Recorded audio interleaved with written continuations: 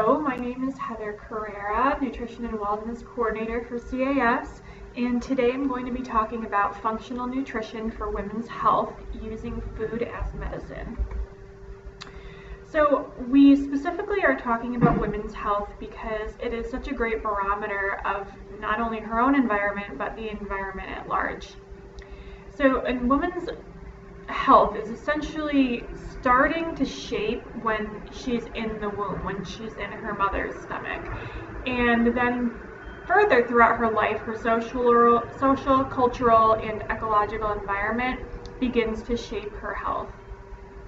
The quality of her nutrition and the purity of the water she drinks, the air that she breathes in, all of these things have a big influence on her health. And we can use women's health as kind of a barometer of what kind of disturbances are happening in our environment. So why does environment have such a big impact on health? It's basically because food is more than calories. It is actually filled with information that actually can change the expression of our genes, and they can of course change how we feel. So every bite of food actually is sending information from your outside environment, which is your food, your world, and sending information to your internal environment and telling it how the world is on the outside. And when we eat whole foods and good healthy foods, it's sending a message that the environment is safe, it's a good place. When we eat toxic foods or processed foods, it's sending the opposite message, that there's something that we need to be wary of and that the environment is dangerous on the outside. So it's no wonder that an increasing number of young women are suffering from a toxic food environment, and they're suffering the impacts, especially when it comes to hormones and being out of balance. So our current food environment is very processed, it's high in sugar, and it's high in the wrong types of fats, trans fats and saturated fats that promote obesity. They also promote increased estrogen levels, which we'll talk about later on why that's not a good thing. And that's one of the reasons why it's proposed that young girls are going into puberty at an earlier age. I think that a lot of the conventionally raised animal products that contain hormones also are playing a small role in that. So I like to use the example of a canary in a coal mine. The coal miners would take a canary down into the mines with them, and if the canary died or started to squawk really loudly, they knew that there was a toxic substance in the air, and they knew to get out quickly before their human bodies would notice any effects. And some people have said that women are the canary in the coal mine of our modern environment.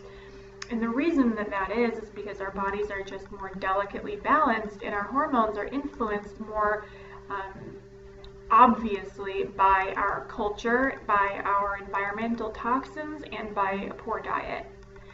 So it's really common for some healthcare professionals, not all, to kind of dismiss women's concerns and medicalize their complaints rather than trying to look at the reason why they may be out of balance and experiencing symptoms.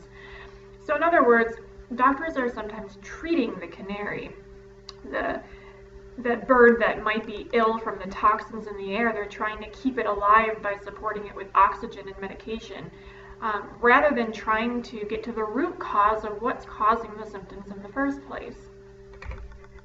So I have 3 common women's health issues here to talk about.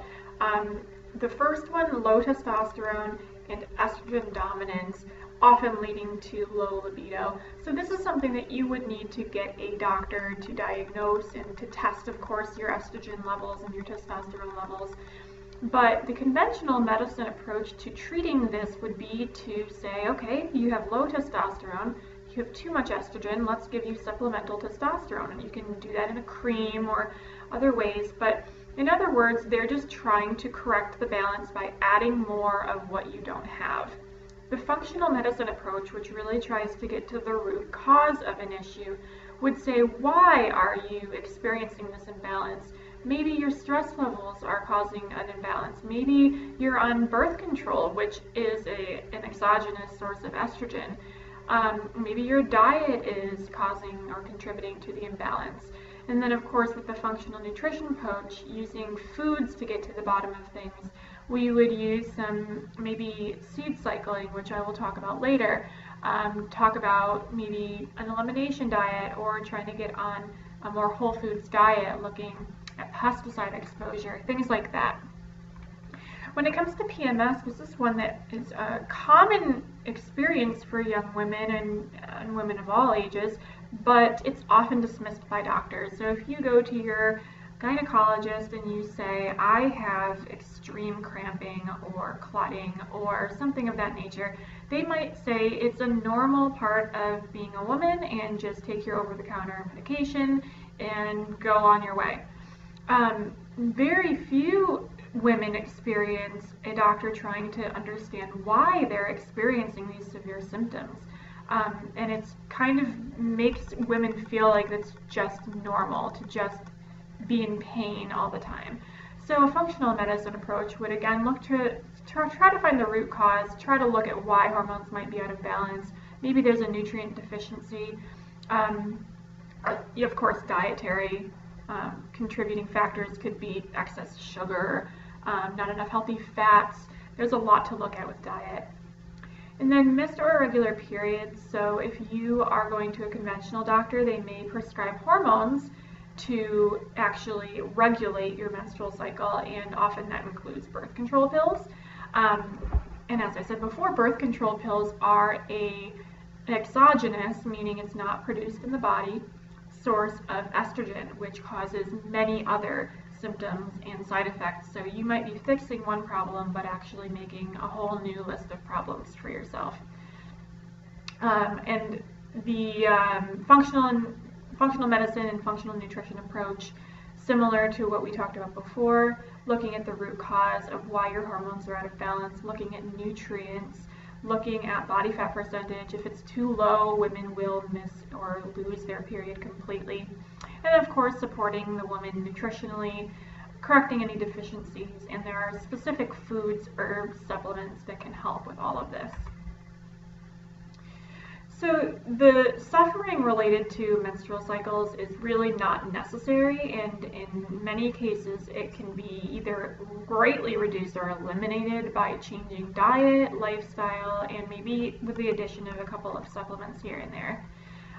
But it's very common. About 75% of women experience some of these symptoms, and 20% of women experience symptoms that are so severe that they have a totally new condition, and this is called PMDD, and it's actually referenced in the psychiatric reference book, which is interesting because it shouldn't necessarily be classified as a psychiatric disorder if it is related to food, nutrition, toxins in the environment, but because the symptoms are irritability, mood swings, depression, anxiety, it's classified as a psychiatric problem. And often, women are prescribed Prozac, which is an antidepressant. So I have a case study that's interesting of a 37-year-old female with severe PMDD. So she was actually barely able to work or function normally. 3 weeks out of the month, she was off balance. She's deeply depressed, fatigued, anxious, experiencing severe food and sugar cravings, and leading, of course, to overeating and weight gain. She had a number of symptoms, and in order to kind of subdue all of this, she would have a glass of wine every night to relax. And she also consumed coffee in the morning to kind of get her going. So she would start her day with a bagel and cream cheese. She'd have a lunch in her work's cafeteria. She'd have chocolate in the afternoon for a little bit of an energy boost. And normally she had a healthy dinner, but then she would have ice cream, chips, or Cheerios as a late night snack. She ate a lot of dairy and complained of gas and bloating, so she suspected she may have a lactose intolerance. So, thinking back to that idea that a woman's health is a barometer of her environment. So what is the quality of this woman's environment? Look at her diet, look at her lifestyle choices. She's eating a lot of sugar, daily alcohol intake, lots of caffeine, lots of stress, and a lack of exercise. Her dairy consumption, aside from the fact that she's most likely intolerant to dairy, it's actually worsening her hormone imbalance because of the endogenous hormones and xenoestrogens in milk. And what that means is that conventionally raised animal products, and especially milk, have small amounts of hormones because the animals themselves are injected with hormones, and that hormone gets into the milk product, and then we ingest it as human beings and take it into our system. So the fact that she wasn't eating organic was a problem. So the solution for this individual, she actually went on an elimination diet that eliminated gluten, dairy, sugar, caffeine, and alcohol. She started consuming a whole foods plant-based diet, not a vegan diet, but she based most of her meals around plants and then used animal proteins as more of a garnish. She included certain therapeutic foods that would help increase her body's detoxification of estrogen. We're going to get into that a little bit more later. And she also took a couple of herbs and supplements that would help to balance her hormones. EFA stands for essential fatty acids. So there are certain fats that we need in our diet that if we don't get them in our diet, our body cannot make them, and they need them for proper hormone production. So evening primrose oil, fish oils, those can be really therapeutic for PMS and PMDD. She began exercising daily, and we worked up the gut, and I'm going to explain what that means in a bit. But this person actually was able to eliminate all of her symptoms, and it took a lot of work. It was not overnight, but it was a comprehensive approach, a holistic approach to her health, rather than trying to cover up the symptoms with medication. So in functional nutrition, we always ask why. Why are we having a symptom? Why is this person reacting in this way to this environment? Always thinking about the positive or negative role that food can play in how we think, look, feel, and behave. So a lot of symptoms can be attributed to dietary intolerances, which is why the first thing that we did is put this person on an elimination diet. A comprehensive elimination diet actually removes dairy, gluten, soy, egg, corn, peanuts, nuts, and shellfish. These are some of the supplements that have been useful for PMS sufferers. Magnesium citrate or glycinate is really helpful for cramps. It's a mild muscle relaxant, and many people are deficient in magnesium. Calcium citrate, any of the B vitamins, especially B6, folate, and B12. Evening primrose oil is especially helpful for PMS symptoms. It can be taken during and the week leading up to a menstrual cycle. Taurine helps with liver detoxification. Wild yam and cramp bark are also really great for helping with cramps. And what did I mean by working up the gut, and what does that have to do with hormones? So our body has a way of getting out excess hormones, and that is through detoxification via either sweating or the gut. And every day you have a bowel movement, you're actually getting rid of extra hormones that you don't require any longer in your system. So if somebody's suffering from chronic constipation, that basically means that instead of getting and excreting these hormones out of the body, they're going to be reabsorbed in the colon and get back into circulation. So you can actually have an excess of certain hormones because you are not eliminating every single day. So a daily bowel movement is a minimum requirement for health. And if that's not happening, you've got to look at your fiber intake, your water intake, your movement, and really get to the bottom of why that's happening. So hormones, to get a little bit deeper, our hormones are basically regulated by many things. It's a very complex, intricate system, and diet only plays a part in that. But because diet is the one thing that we really can control, we're going to focus on how we do that. So there's a few main hormones that regulate our system that are impacted by diet, and that's insulin, cortisol, and adrenaline. These hormones all influence sex steroid production, and as well as thyroid hormones, which regulate your metabolism, growth hormones, which all help regulate weight.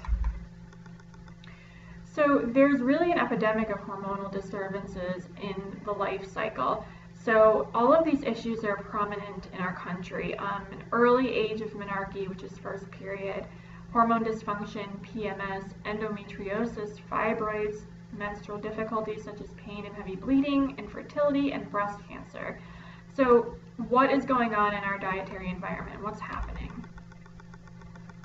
So estrogen is a molecule that is diet can modulate estrogen synthesis, receptor activity, and detoxification and metabolism of estrogens. So we're going to talk a little bit about phytoestrogens, and those are things like soy. So soy is a very controversial food in the health world because it is phytoestrogenic. And soy, it mimics estrogen in the body, but because it actually has a lower affinity for the estrogen receptors, it actually is protective against cancers that are that estrogen plays a role in. So things like soy will have a weaker affinity for those estrogen receptors than our endogenous natural estrogen would have. So that's important to keep in mind if you're trying to decrease your body's estrogen. It might actually be beneficial to increase your soy intake. So estrogen dominance often looks a certain way in both men and women. So if you look at the pictures, we've got the woman on the left has more of a slim physique, and the woman on the right has a little bit more of an apple shape. So she's got more abdominal obesity, and her upper body is a little bit higher in fat percentage. And the man's body looks very similar. It's a very round center, more of an apple shape. So this is a very prominent sign of estrogen dominance, and it has a lot of health implications because if you have excess fat in your abdominal region, that's where your organs are located. And it has a lot of symptoms associated with it as well. So difficulty losing weight, decreased libido, headaches, mood swings, hair loss, cold hands and feet, lack of energy, memory problems, sleeping problems, and increased risks of certain cancer. So high estrogen is not something that we want. The other problem with excess estrogen is it leads to weight gain, and weight gain leads to excess estrogen. It's a vicious cycle. So fat cells, we once thought that they were inactive and they didn't really do much once they were there, but we now know that fat cells actually secrete estrogen. High estrogen also causes weight gain. So if you're losing weight, you're actually going to be decreasing your estrogen production automatically. So weight loss is a really big part of getting hormones back in balance for people who are already overweight. So here's another little chart that shows the effects of excess estrogen, and it can be different from one woman to another. Some people have mild symptoms like mood swings, fluid retention, headaches, cramps, all the way to severe symptoms, and these are more of the PMDD type symptoms, but you can get PCOS, fibrocystic breasts, endometriosis, later on have miscarriage, autoimmune disorders, fibromyalgia. So it really depends on your own system, but to some degree mild symptoms are normal, but if you're experiencing something in the moderate to severe category, you may be experiencing excess estrogen that needs to be addressed. So the important thing to remember is to just stay curious and always ask why you're feeling in this way. Is this normal for me? And does it have to be this way? I don't want people to think that these symptoms are just normal and the way it's supposed to be. So hyperinsulinemia, I want to talk about that briefly. That is high insulin levels, and insulin and prediabetes, diabetes, they're all linked together with your dietary intake, and then of course they affect estrogen levels. So if you are somebody who eats a high carbohydrate or a high sugar diet, you probably have increased insulin levels, and insulin is a fat storage hormone, and when you have more fat, you then increase your estrogen levels. So it's this domino effect that all starts with what you're eating. I want to also note that alcohol interferes with estrogen detoxification. So if you are drinking alcohol regularly or in excess, you're actually not able to get out extra estrogen as efficiently as you would be if you did not drink alcohol. You can also support getting estrogen out of your body by eating cruciferous vegetables. So they have this really cool compound called indole 3-carbinol, which increases the speed at which we break down estrogen from the body. They're also a great food to increase in your diet if you have any family history of breast cancer, because it actually has been shown to help prevent and treat estrogen-related cancers. Fiber is really important for a couple of reasons. It's really good for your gut health in general, but it would also help prevent constipation, which we talked about before can be a contributing cause for high estrogen levels in the body. Probiotics and fermented foods actually help to normalize estrogen metabolism. So these are foods that contain live beneficial bacteria that are beneficial for human health. So you want to make sure that you're eating at least a serving of fermented foods every day, or you could also take a probiotic supplement. And here are the phytonutrients that we talked about just a minute ago.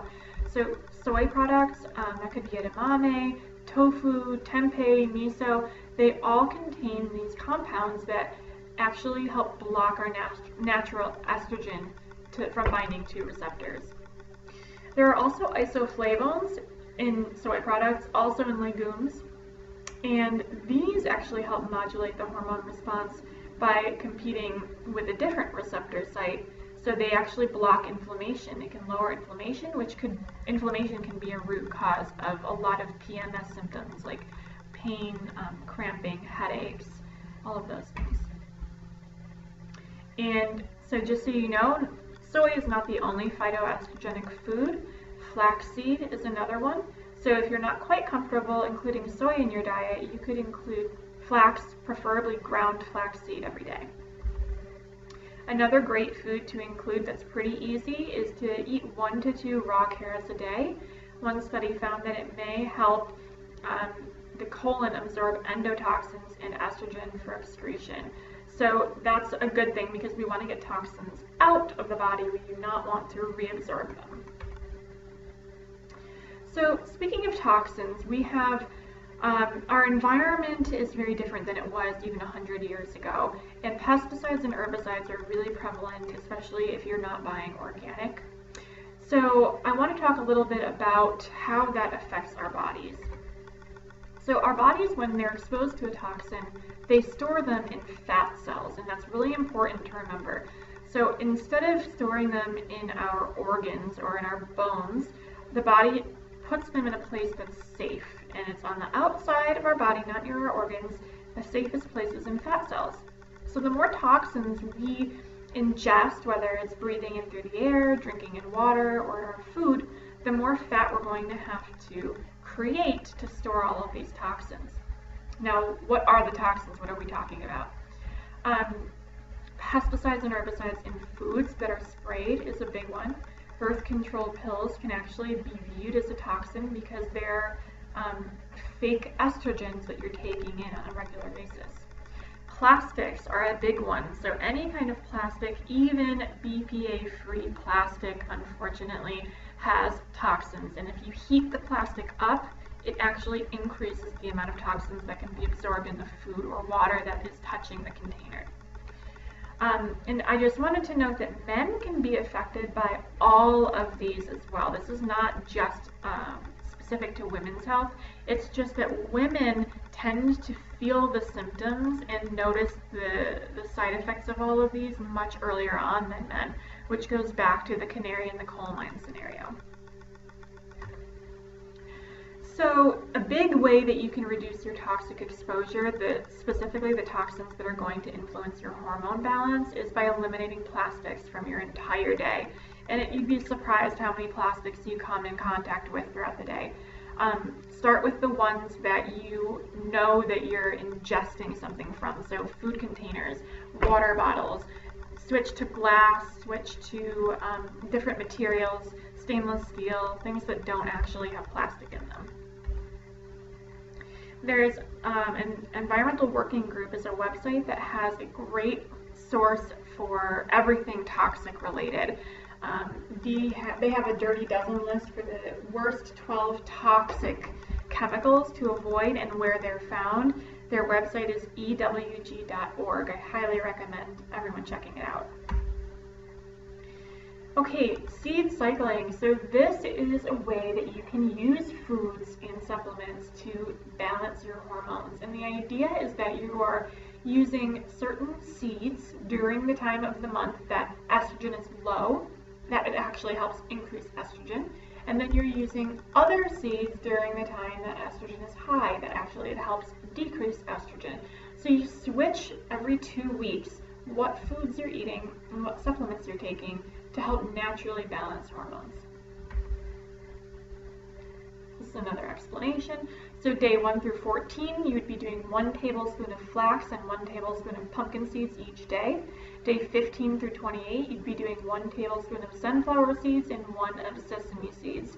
You can also add in evening primrose oil and fish oil to help. So these are some common causes of hormone imbalance that have to do with diet. So saturated and trans fatty acids, the fatty acids that we take in through our diet basically help make up the outside of our cells. The outside of our cells are made up of fats. So we want to make sure that those fats are healthy, good fats, and they actually help contribute to the health of our cells. So omega-3 fats and monounsaturated fats are the good guys. Those are the ones we want to increase. So they're found in things like olive oil, nuts, seeds, avocados. All of those are healthy fats. Another cause is refined sugar and carbohydrate consumption. So those are obviously, pastries and ice cream and cakes and even white bread products. Anything that's a simple carbohydrate, it's going to increase your blood sugar, which increases insulin, which then makes you store more fat, and fat will actually help secrete more estrogen, which would just kind of put you in this perpetual cycle of estrogen dominance. So you'd want to increase dietary fiber. That's kind of the antidote to that. Aim for above 35 grams per day, optimally 50. That'll help balance your blood sugar and, of course, reduce your intake of sugars and simple carbohydrates. Xenobiotics, antibiotics, and hormones in food from commercially raised livestock. So the solution there is to try to aim to eat as many organic animal products as possible, plant products as well. The Environmental Working Group has a Dirty Dozen Clean 15 list on their website that will tell you which foods, which produce specifically, need to be bought organic because they're the most heavily sprayed, and which are fine to buy conventional. Okay, alcohol consumption should really be no more than 3 glasses per week for women. So I love kombucha. It is a fermented tea beverage, and it has just a touch of alcohol in it. It's not alcoholic. You can buy it in the store without an ID, but it's a really nice alternative to drinking alcohol, and it has live bacteria in it, which are good for your gut. You can also use garlic. It's a source of sulfur, and that will help with liver detoxification. Eliminating processed foods and artificial sweeteners is going to help a lot with not only gut health and maintaining a normal weight, but you're also going to help with detoxification. And of course, if you are overweight, exercise, stress management, dietary changes all help with that. So remember that detoxification is really, you're taking out the trash. You're getting rid of what your body doesn't need anymore. And the 2 best ways to do it are daily elimination with a bowel movement or sweating. So if you have access to a sauna, it's an excellent way to get rid of extra estrogen, manage stress, and just detoxify lots of different heavy metals as well.